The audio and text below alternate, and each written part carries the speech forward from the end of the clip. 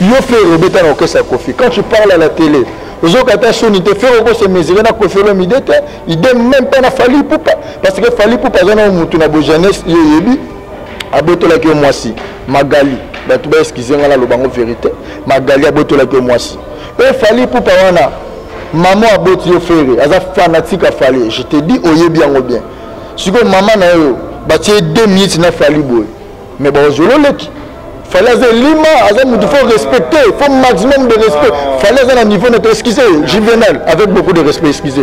Tu sais faire rigoler la nenga zawana. Les gens ont dit mutasima, tantine, on a la parabole, on a modalité, tant qu'on va Fally ton dimao. Mais pendant que on a la parabole, on a biso ba congolais, tous on combat qui s'adresse à Fally Ipupa. Fallait à pédé, talaba na Fally abotara. Fally Ipupa abotola mwasi, un pédé abotola mobile mwasi. Mwasi na botani ma passe wana. Abotola mwasi, en plus ta maman, ils sont fanatiques à Fally. Garçon na zelima ko mekate, il va t'emballer. Emballa au kala. Emballa au moni preuve des animes. Fally Ipupa dans sa vie, ils ont destiné. Nous les gens battu monsieur bazara likola battu. Fally Ipupa zala chef à faire rigola. Na vie à faire rigola mobimba. Chef d'orchestre n'est la Fally Ipupa. Ko fait le midi à être fort, au yebike, être suprême. Azala la chef nayo, a konja état de patron. Fally Ipupa zala chef d'orchestre no yemoro zalo yebike benga Fally ko bonjour chef. Étant le chef d'orchestre. Est-ce que Fally a benga chef d'orchestre? Yango moni lelo Fally a dominé. Ils ont unité. Moni pourquoi avoir moni faire pour les témoins qu'il est, vous êtes le mieux placé à expliquer que grandeur à Kofi. Il y a ça Kofi pas à la patronne à ça la ligne. Pas gros ça l'a sauté. Parce qu'il t'a payé. À Ndako Zola le faire Robert Tanasola Ndakuta. Ndako Zola c'est Kofi le midi. S'il a acheté ça par rapport au contraire au signal à Kofi que fait personne 22 000 euros, au son terrain on a 12 000 $. Tu comprends? À part ça, faire rigoler, il y a quartier latin. Sur le temps où on a voiture dans le quartier latin, c'est Kofi le midi. Il t'a donné Corsinel. Au bout de Corsinel, voilà. C'était une colo que c'était à Fally Ipupa. Le basi tout bazo regretté, ba kabelo sili na Kinshasa, ba maman bozo tapo to so na grand hôtel. Il n'y a plus de kabelo. Faire le mot plus de 70 kabelo na mutu. Un mois la mobile les autres tondi ça ba kabelo na mutu. Yena Fally na za nevetika PD. Moni que les a PD parce que moi aussi na ya kokiyo takimiro na katanda kwa que pas Fally Ipupa. Faire le tien idiot. Quand tu passes à la télé on meli au moni tika kwiti.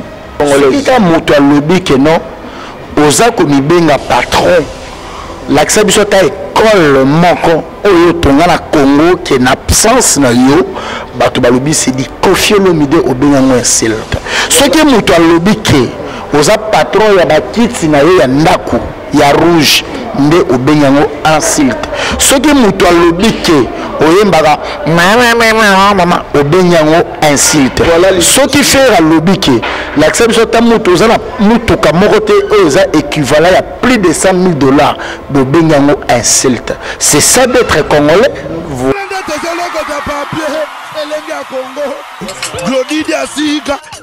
La mignonne.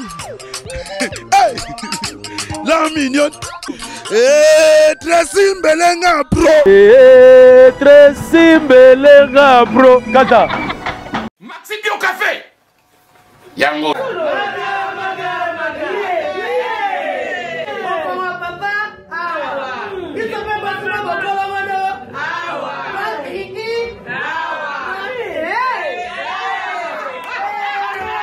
Appelez pas demander. Hémorroïde. Oh, diabète. Un année avant. Sous réserve. Yango te. Comment tu poses à Kayo Moko? Expliquez mon ninga soit un problème na couple. Expliquez maman. T'es loco et mon misabiso na couple yango. Tout ok. Bio café et au salaction de lengue. Tomela ka na bino yango. Force Mbetu. Danger. Maxi Bio, café original. Bien voilà donc fidèles internautes de Lenga Congo TV officiel, merci beaucoup de nous recevoir chez vous.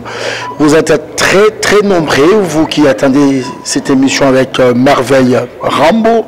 Nous allons essayer de parler par rapport à l'actualité musicale, ou s'il faut peut-être de dire buzz, ou bien quelque chose de wow dans cette émission. Est-ce que nous allons toujours continuer avec le bombe Hiroshima ou bien nous allons stopper maintenant avec le bombe nucléaire? Dans cette émission, Merveille Rambo va répondre par rapport il y a un clash Oyo et Bimi ces derniers temps. Je dédie cette émission à toi mon cher ami Peter Mapende, hein? Donc l'abondance depuis quelque part, nouvelle opis Mopanzi, l'internet, sur le côté na YouTube Mopanzi, de Peter Mapende, l'abondance depuis Paris. Alors, Merveille Rambo à qui je dis bonjour et bon week-end. Bonjour et bon week-end, Juvenal Kibala.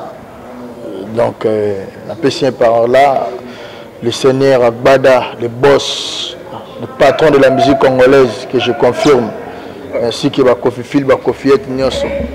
On a bien internaute autour de l'occasion, le général Bediago, mon ami, on a la Tinzambalao, on a la type de général Bediago. Donc, ça vient de loin. Voilà quoi. Donc, merci à tout le occasion, l'Andabiso. Bateau barana attention, faut balongwa. Voilà quoi. Ça va? Ouais, ça va. Bateau barana biso. Émission on a ça là, il y a minute c'est mouké. Au permettre ngato kenoga likolo. On a bandeli bateau barana attention, s'il vous plaît. Boyo olongwa la bino. Parce que na la petite tenue qui généraux. Donc on a déjà général Bediago. Donc voilà. Merveille Rambo, nous rappelons au Yebi ba clash, au Ebimi, tu peux parler par rapport. Il y a émission Moko. Il y a fait réguler Jésus des nuances, Neymar, Champions League. Émission Moko. Oyo, et ça lit plus de 10 émissions. Vous êtes d'accord, Nanga? Na niveau nini, ça lit plus de 10 émissions. Na ba collègue nae. Non, na ba patron de la musique à Congo, na ba patron de la génération, bon, ba lobby. Ça lit 10 émissions. Ba collègue, donc collègue à lobby, bisou ba collègue nae, Merveille Rambo, pour répondre. Donc voilà, na collègue ne Chiquito. Pour nous, on a patron de la musique congolaise qui n'a pas de critères. Patron de la musique congolaise, tout d'abord, ils ont Motoyo, musicalement, ils ont plus fort. C'est-à-dire quoi? Dans la musique congolaise, il y a les rumba. Le rumba congolaise, Kofi Olomide est le patron de la rumba congolaise parce qu'il a instauré un style tchatcho que tous les artistes en profitent. C'est grâce à ce style-là qu'il a instauré. Il a parmi aussi les seuls artistes, il a plus Banzembo Belé et Betaka et Simba. Donc il a fait beaucoup de chansons. Chanson là a raté vraiment trotté. Donc voilà. Sur le but, des exagérations. A raté vraiment trotté. Donc il a déjà premier point c'est le patron de la musique congolaise. Donc sa musique est plus avancée. Deuxièmement, il est parmi les artistes, laisse-moi dans le bas ouvert, les plus riches du Congo. Monsieur Congolais il est plus riche que le Kofi Olomide. Il a des détails. Il est le seul artiste congolais à Somba Paris en France. Il est à Somba Paris en France. Plutôt à Somba Palin en France, en Paris. Dans le lobby, il parmi les artistes congolais à Somba Palin en France. Deuxièmement, les artistes congolais à Somba Palin en Atlanta. Surtout dans le Congo, dans mon fleury là où il est, plusieurs bandes déjà dans Balé Tomata. Tout dans ma campagne, depuis 20 parce que mon famille peut aller. Mais on va comprendre bientôt l'inauguration Belé. Les artistes tout congolais, la plupart na bango so ba kauki ba luka source aide pa na ye na ba oba koloba au moins lelo na lobelo ko mo boye ko felo mi de patron musique à Congo za te ke ye mo ba mitiate ba mécène o ba tu ba musicien tout ba kotoa ki bango ba to ba ki musique za bango ba sala analyse ba valoriser oya zali na oya zanango. C'est par là que ba bisa za patron musique à Congo za slogan te za te ko ba bi patron ba conseiller ba yebi c'est la vérité. Sur la rocha top 3 il y a des musiciens les plus riches de la République démocratique du Congo. S'il te plaît, Juvenal, si tu peux me passer le micro. En Afrique même, tout le monde a un journal. Parmi les artistes les plus riches d'Afrique, tout le monde a un combat Kofi Olomide. Est-ce qu'on a bien à Congo, on a tout nu. Ceux qui ont qui na Congo, sont les plus riches par aux à 3. Je dirais les musiciens les plus riches, Kofi Olomide, Oueranson, Fali Poupa. Ceux qui n'ont qu'aussi, Que pensez-vous lorsque les gens disent que Bozo Luka réconciliation avec Wenge Muzika, Maison Mère, le président Werrason, parce que pour faire mal à faire Egola, ou bien si aujourd'hui il fallait à réconciliation, ou bien Bébana pété avec Kofi Olomide ou Werrason, juste pour que ça la passe quelque part. Non, pas nécessairement. Au moins, Kofi Olomide n'a jamais calculé faire Egola. Je le dis ouvertement, idem Fali Poupa.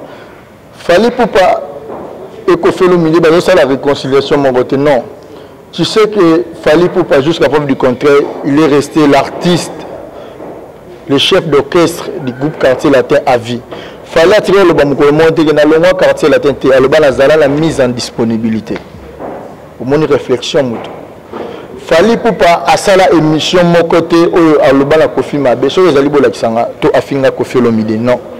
Donc automatiquement, vous comparez Bangote que Fali Poupa veut faire par rapport au faire Gola. Non, non, non, non. Fali Poupa étant un artiste intelligent, Ayebi source aujourd'hui, il ne faut pas oublier l'histoire. Si tu oublies l'histoire, l'histoire t'oubliera. Balobi muna mutazara na histoire na ye. Histoire ndé mutazara référence à mutu. Batala la histoire na présent pour ba bongisa futur. Omoni lelo faire Egola azo l'accent gratitude. Yeka ka faire Egola wana a oublié histoire na ya finga papa na ye musicalement. Werrason aniaye. Yeka ka faire Egola na a fingi papa kulutu na ye qui est Kofi Olomide. Kofi Olomide Mengazawana, ceux qui ont moutou vraiment, tu peux excuser, on témoigner que Kofi Olomide a parmi ceux qui ont mouton, artiste, patron de musique à Congo. C'est Ferregola, parce que Ferregola a travaillé chez Kofi Olomide, il était payé par Kofi Olomide. Ferregola avait fait un contrat qu'il n'a pas respecté. On lui a remis 22 000 €. Il a fait une année, 2 mois au lieu de 2 ans. Tu comprends? Donc Ferregola aujourd'hui, c'est une gratitude. Monsieur, je comprends. Les aïnés, les aïnés, en plus, surtout, les aïnés, est-ce que la vie a Kofi Olomide faire un foot à il est-ce que Kofi Olomide a orchestre à faire? Mais il faut faire Olomide a orchestre à Kofi. Quand tu parles à la télé, aux autres te faire se mesurer à Kofi Olomide, il ne même pas Fali Poupa. Parce que Fali Poupa, il y a une jeunesse, abotola ke mwasi Magali batu ba excuser ngala lo bango vérité Magali abotola ke mwasi et Fali Poupa wana maman aboti yo fere aza fanatique a Fali. Je te dis oyebi yango bien siko maman na yo ba tie 2 minutes na Fali boy mais ba ozolo leki Fali aza lima aza mutu faut respecter, faut maximum de respect. Fali aza na niveau na excuser juvénal avec beaucoup de respect excuser. Tu sais faire Egola nenga zawana les gens ont tantine la parabole aux hommes combat Fali mais pendant que la parabole on a biso ba congolais tous combat des adresses à Fali Poupa Fali za pédete talaba na Fali abotaka Fali Poupa abotola mwasi un pédé abotola mobile mwasi na botane ma passa wana abotola mwasi en plus ta maman est fanatique à Fali garçon na zelima komekate va t'emballer emballa okala Ambala, moni preuve des années. Fali Poupa dans sa vie, il destiné. Les gens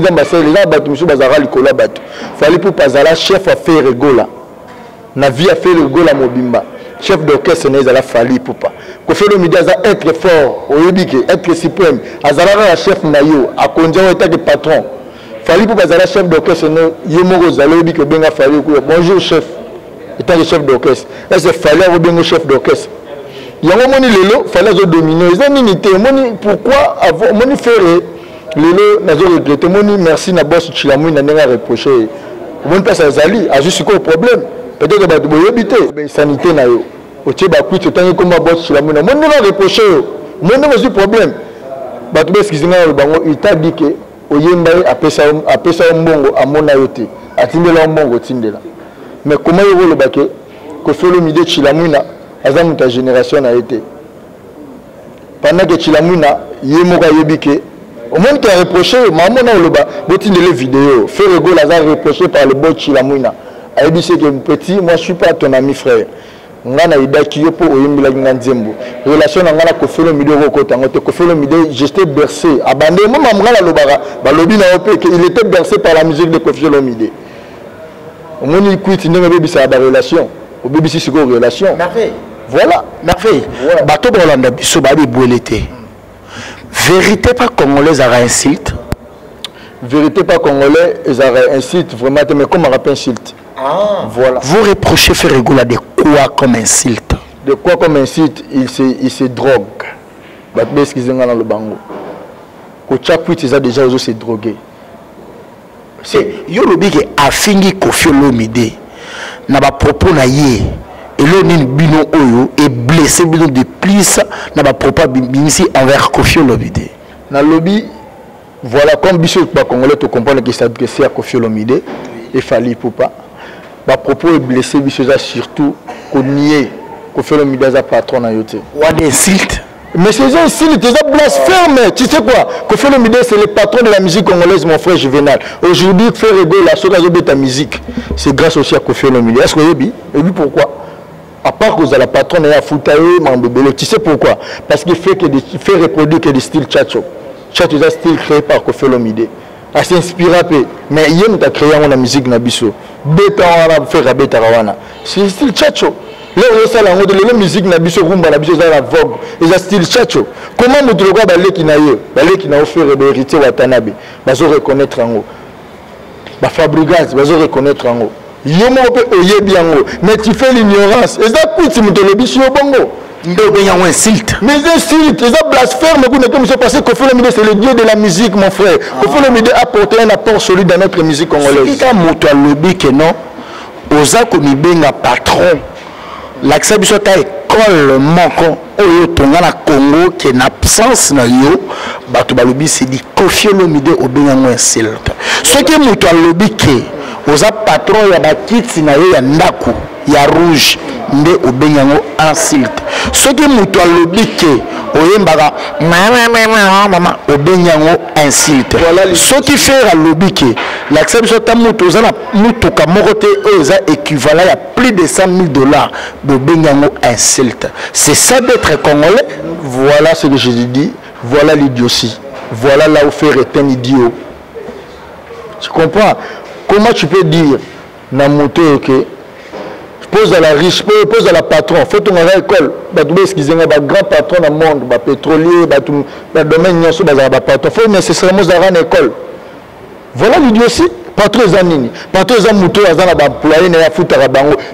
Tu fais partie parmi les plus employés de Koffi Olomide. Faire aux témoins qu'il est, vous êtes le mieux placé à expliquer que grandeur à Koffi. Il y a ça Koffi passe à la patronne à la ligne, pas au salaire sauté. Parce qu'il t'a payé. À Zundako Zola, le faire au Robert Tamasola Ndakuta. Ndako Zola, c'est Koffi Olomide. S'il a acheté ça par rapport au contraire, au signal à Koffi, Koffi a payé 22 000 €, au son terrain on a $12 000.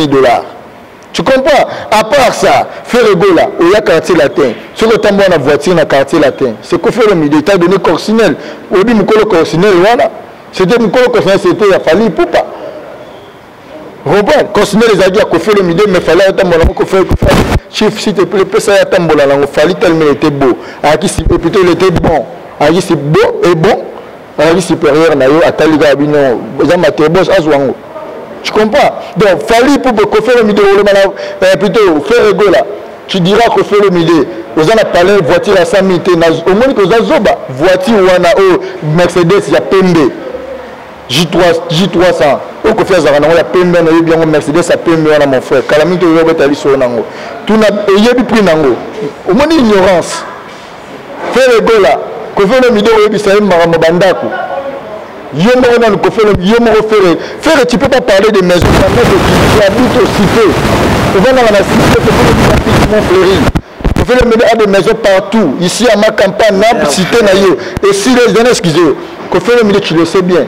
Azan anda kuna Atlanta, faire que na rapport, azan anda kuna. Excusez-moi.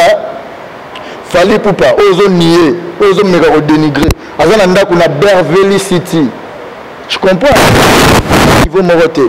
Faire le mot complexe de lui-même à regretter. Mon lelo famille n'est pas d'accord avec na mamba lobaki parce que maman même on le besoin fin a Fally pour qu'on a fanatique à Fally. Est-ce que tu comprends? maman on le bailler bien autre.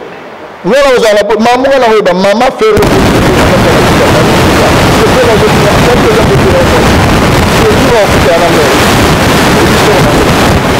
ça va botter à la ménopause, tu le sais. Donc il faut maximum de rester à la bas. Mutakanga qui bino catch akenaki kala azana bija mwana mukeso wa beti mukolo bitumbe esi la ranokité. Combien des émissions quartier la télé sali pour l'émission moko comme quartier tu sais que Monique compte quartier la télé existe. Combien d'émissions que fait le midi à sali pour l'émission moko wana ngana banga. Tu fais que fait le midi à tête qui peut être c'est quartier la télé nga collègue ne faut pas combien d'émissions yo collègue ne sali na sali pour na benda mato il fait nazo benda mato il y a deuxième avertissement au moni le bi moko nga la beti mi balé ta maman na rappelé maman a boti yo ala fanatique a fali jour ba okuta na bwe faut banga fali makasi ce n'est pas mutaboto lo moi si na bo jeunesse après il fait relever dans un bi mabe faire les années le basi tout bazo regretter ba kabelo sili na Kinshasa ba maman bozo tapoto so be na grand hôtel il n'y a plus de kabelo faire le morazo plus de 70 kabelo na mutu un mois na mobile les autres tondi sa ba kabelo na mutu yena fali na za na vetika PD Moni de les a pédé parce que moi aussi na koki yo takimio na katanda quoi que pas fali poupa. Fais le tien idiot. Quand tu passes à la télé on moni tika kwiti. Na za parmi mutali bosote na ebisa yo tika kwiti. Lolo na pied dit faire gola. Autrement avec Alex Ginchwamina. Tu connais Ginchwamina? Eza comme bando benga pas ram non nene. Genre il y a polémique il y a boiné ça là non musique congolaise elle a toujours au-dessus. Non moi je fais pas la polémique. Moi je nazo Clément comme nanganan. Mon frère, invité dans l'émission que je suis le général Bediago. Moi nazo généraux so na yé na kata na hémorragie, na okata hémorragie parce que na kena na ndenga word. Na simbi ba point sensible. Les avertissements is just the beginning. C'est juste le commencement. Au ça n'a pété que bien peu besoin qui première soin. Ça va mobile beta deuxième soin. Moi ce que les autres roi ni yo betinga la répliquer. Ce que ça mobile na che faire un défi. Pour nga na bige na mobile ko parce que moi na kata rasuki. On m'a na kata rasuki. Basi baki manga te. Au ça n'a pété que faire un mutabuzoba. Une église na bango. Là on nous rappelle qui est fait rigola. Azal simple diacre. Sacrifice tu as vu faire et tu as fait. Ba sacrifice je ban tabo tchaka balela na désert na ndako na yo. Nous sommes posés dans la cité. Merci beaucoup. Je pense que cet élément fait énormément plaisir à Willy Moucheni depuis l'Afrique du Sud. Bon séjour à toi Willy Moucheni et à Chims Kabenge, les projecteurs de l'Europe depuis Bruxelles. Philomène Lumingu, Philomène, on est ensemble à la joie. Pichunama de Bibio à Libitalo à Junior Molenge. Rendez-vous spécial Mopanzina YouTube avec mon cher Peter Mapende. Peter Mapende Libondas. Alors, nous sommes arrivés presque à la fin. Merveille Rambo. Batubako retenir Nini. Bah, insulte na yo. To Batubako retenir programme et orchestre Nabino. Très bien dit. Posez la question, mon malam. Donc, Batubako retenir programme et orchestre. Je n'ai pas insulté. Na yo ko pengle na bendi matoi. Na kamole lito na bendi tant que généreux. Azwango on se rozwango pour na bina bendi matoi. Moni muto na diamba. On a mela kwita diamba faut le belaga la vérité. Dans le lobby Oyazali pour dans le bel vérité. Donc bato balinga ko fiolo mide. Bientôt nous sommes en mobilité.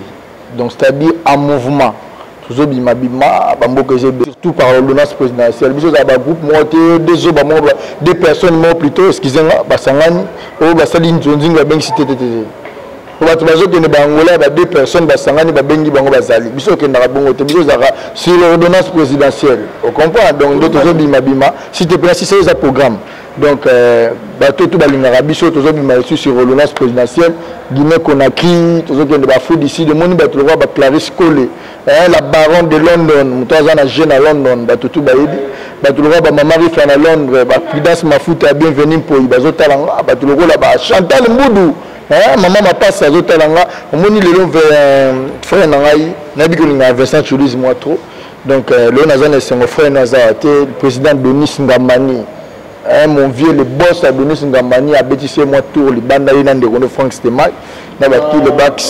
Donc, par là, je dis merci infiniment, Maman Julie Kitima, la grande dame à Gigi. Donc, oh, le long de la Pessi Nzembonanga. Nzembonanga plutôt na Pessi, na dédié on a yé.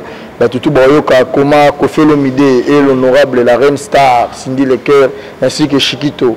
Baroyemba, maman na biso Julie Kitima, on a histoire tara ngam na lo barebele bo. Ce qu'on a immortalisé bateau. Donc Julie Kitima na PCP Jeffrey Moussa Mamote, voilà. Et un artiste congolais moi loba. Et ça na voix où le bateau bako regretter la musique congolaise qu'on les voix à faire rigolater. Qu'on perdre voix le coup la faire rigola, et ça passe pour la culture congolaise. Et c'est un artiste congolais qui n'a bateau tout balongwa. S'il faut peut-être revenir en arrière, n'a repêché soit na osenga, azonga zala toujours pembe nanga, na olela, na osiplier, azala toujours na gauche nanga, c'est fait rigola, Champions League. Et bien artiste on a mutaloba bon. Il y a des jours comme ça. Il y a des artistes on a le babongo. Il y a des jours comme ça mon frère. Il y a des artistes on a le babongo. Nazana posana yé artiste. Kofi Olomide. Je dis alors je dis Kofi Olomide tant que le grand mopar il y a des jours comme ça. Oarovanda à l'obino l'offre à la boy comme c'est à la boy. Mais batu doit boiter. Faire rigola na reprocher na voix na été batu tout baby chante très bien. Ouais na yebi. Mais na yebi c'est que c'est un idiot. Voilà. Chanteur Moza idiot. Idiot wana. Tango ayaka. Sylvie Betamara déjà. Mais babandela ka Sylvie parce que Champions League ya idiot wana. Ayaka. Mutasali Nzembo. Maboko ça la clip. Tu comprends? Allez-y comprendre mon cher. Donc Julie Kitima, na pesi mbote s'il te plaît à Gigi Ser na Julie Kitima, na pesi mbote be na pesi mbote na yemoko. Ya nene conserver sans recueil. Merci beaucoup. S'il te plaît. Please. Hervé Lentiel qui me suit, Rodolphe Tumba, Hervé Lentiel la mamita et Poma, Rodolphe Tumba, président Tuturoba, Sandra Kazadi mon vieux bato bana possible contacter au plus 243 9 72 plus 243 29 99 72 77 467 donc Bozalabim Nurex Lidoussa Munduki mon frère Belgique t'appartient Nurex et Olivier Bila venant Olivier Bila Peggy Walungwa Simaya caméra Peggy Walungwa caméra par excellence caméraman par excellence Peggy Walungwa très beau donc mon frère je te salue et je salue aussi maman Emily Nzemba avait tous peuplé en bétolo ainsi accompagné plutôt et bien maman Emily mère tara mère azana ma campagne mes frères et musiciens ba sacré chose ça la gogo so manda na ma campagne te donc on peut tous peuplé en bétolo mbote belé merci beaucoup mbote na suka pour bien terminer pour bien en finir je resalie encore avec beaucoup de respect hein Mama Rifana Londres Rifina Gwepa Iseria Yvette Mbia Zanot Yvette Mbia de Londres. Merci beaucoup mesdames et messieurs, c'était le tonton de la presse Juvenal Cuba, la garçon très bizarre aux événements brisques dont je respect Cyril Legna Congo TV officiel. Nous avons eu à parler par rapport, il y a clash, il y a Ferrego Lagiste première soin où il s'allie Oyo et Kosala émission où il s'allie Kosala. L'homme en question, en Abidjan, où a presté déjà la production. Et ça, alors, on se pose beaucoup de questions. Finalité, il y a problème, il y a rando, il y a genre, il y a polémique. Finalité, et Osuka, comment? Est-ce que pour musique congolaise, ils sont au-dessus, le coup, le qui est ouest africain, bagabiso musique, nabiso, genre, il y a polémique, il y a beau. Est-ce qu'il y a un homme qui non, musique, nabiso? Et Kendeli Bosso, est-ce que le est ça non, ceux qui m'ont tout tel, bazar bon terme, 2 ans plus tard, Bakoma Benemi, Lelo, Ndebalobara, mon ami d'aujourd'hui, peut devenir aussi mon ennemi de demain. Mon ennemi de demain peut devenir mon ami d'aujourd'hui. L'avenir nous donnera raison. Merci beaucoup à vous tous. Kibalachou. Yaba Juvenal. Batekindo qui basomi nganga basale logote aveugle na baba ba rolia na butu kureke. Basalendo qui basale loko. Aveugle batekindo qui basomi nganga parce que nganga za plus fort que ndoki. Yango moni biloko ebimi, allez-y comprendre. Mutakanga tio catch déjà zalaka musika na ya musukro soki pe na Abidjan. koboya satana ya kala te mpo na angelo ya sika oyo ozwi nano oyebisali na ye te boya juvenal obeze cadavre mon frère boucle Elengi ya Congo Glodidi ya Sika La mignonne La mignonne Tracy Mbelenga bro Tracy Mbelenga bro Kata